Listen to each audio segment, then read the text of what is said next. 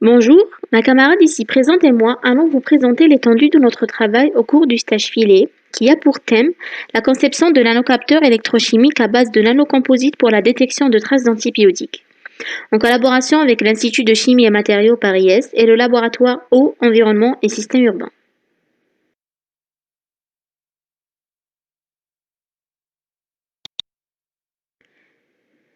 Les avancées technologiques dans le domaine de la médecine, la pharmacie, l'alimentaire augmentent la demande de dispositifs pour la détection à l'échelle de traces de produits plus ou moins toxiques ou d'antibiotiques, ce qui a amené à la conception de capteurs permettant une détection rapide, rentable et efficace.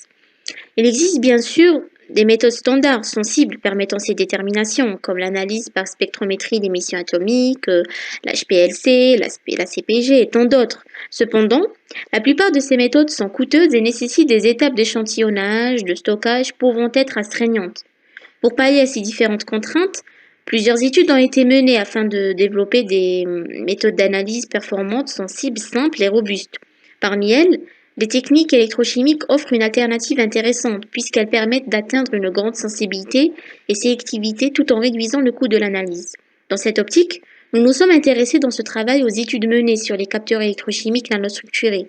Pour ce faire, les principes de fonctionnement des capteurs électrochimiques seront décrits, puis nous décrirons l'objectif du travail et enfin, nous verrons quelques études menées pour l'élaboration de capteurs électrochimiques nanostructurés et leurs applications.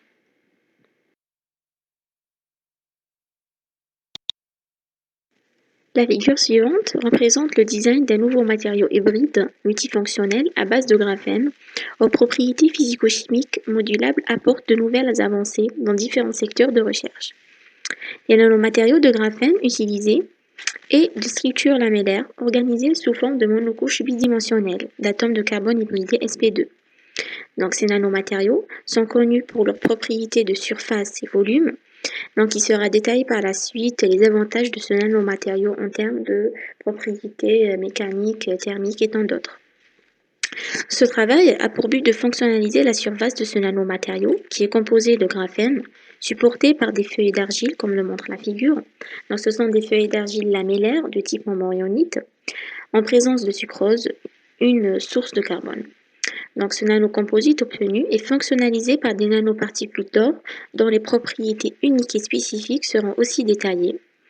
Ces nanoparticules d'or sont stabilisées par des chaînes de polyéthylène-mine. Le nanocomposite obtenu présente de nouvelles propriétés avec des applications spécifiques, notamment le rôle d'un nanocapteur qui est le but de notre étude. Donc ce nanocapteur a pour but de détecter des antibiotiques à l'échelle de traces de manière facile, rapide, ultra sensible et simple.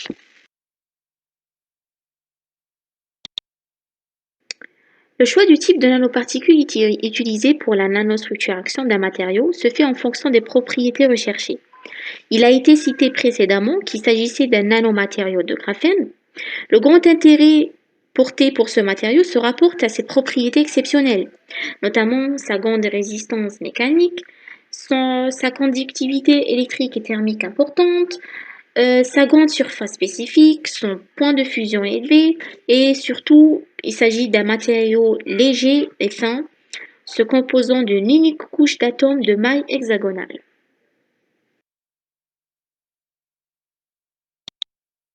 Dans le cadre de notre étude, nous avons utilisé les nanoparticules d'or en vue de leur excellente conductivité et propriétés intéressantes pour la détection électrochimique d'une large variété d'analytes.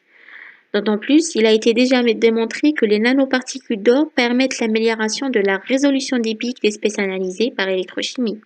Donc ces diverses propriétés justifient le choix de l'or dans cette étude.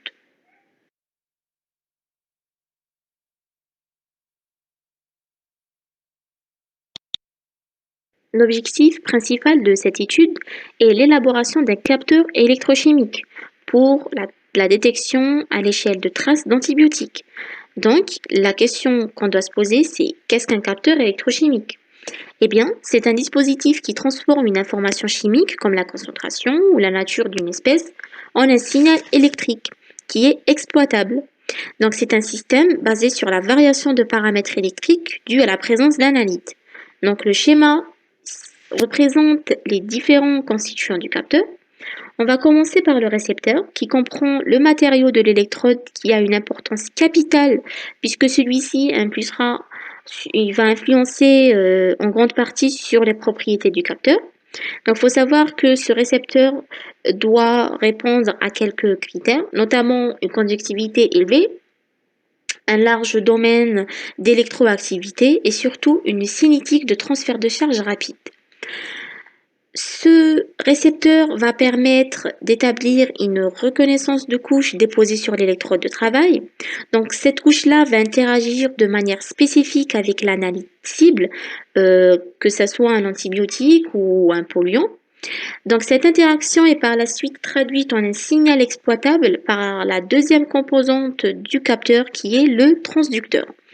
Donc, le transducteur a pour rôle de traduire le signal physique en un signal électrique. Donc, il existe plusieurs modes de transduction, peuvent être utilisés. Donc, on a la voltammétrie cyclique, la voltampérométrie à va carré ou par conductimétrie. Donc, le signal généré par la suite transmet un système informatique pour un traitement produisant un signal courbe intensité, courant par exemple, proportionnel à la concentration de l'analyte. Donc les capteurs électrochimiques peuvent être à base de différents matériaux, notamment les nanocomposites de graphène qui est notre cas d'étude.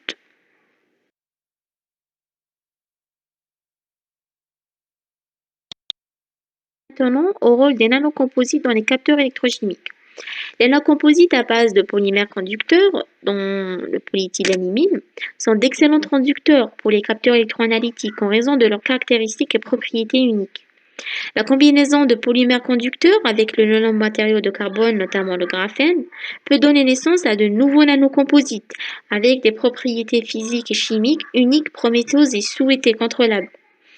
Plusieurs travaux de recherche ont rapporté la synthèse de ces nanocomposites dont les voies chimiques et électrochimiques sont les méthodes les plus utilisées. En ce qui concerne la synthèse chimique, elle peut être réalisée soit par mélange en solution ou par polymérisation in situ, comme le montre la figure. En ce qui concerne le mélange en solution, cette étape dans laquelle le graphène ou les nanomatériaux de carbone en général et le polymère sont mélangés dans un solvant approprié. Puis les nanocomposites sont formés après l'évaporation du solvant dans des conditions contrôlées. Contrairement à la polymérisation in situ, qui est réalisée par l'oxydation du monomère à l'aide d'un agent oxydant.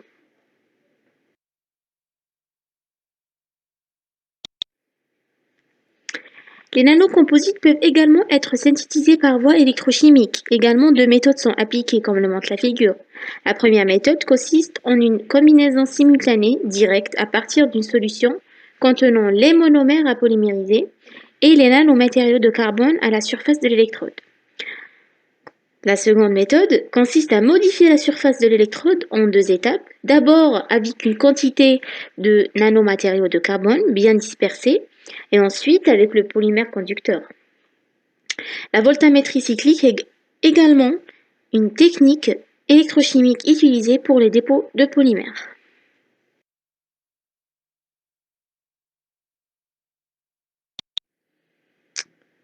Une mesure voltampérométrique est constituée d'une cellule électrochimique à 3 électrodes, dont l'électrode de travail, l'électrode de référence, la contre-électrode en présence d'un potentiostat.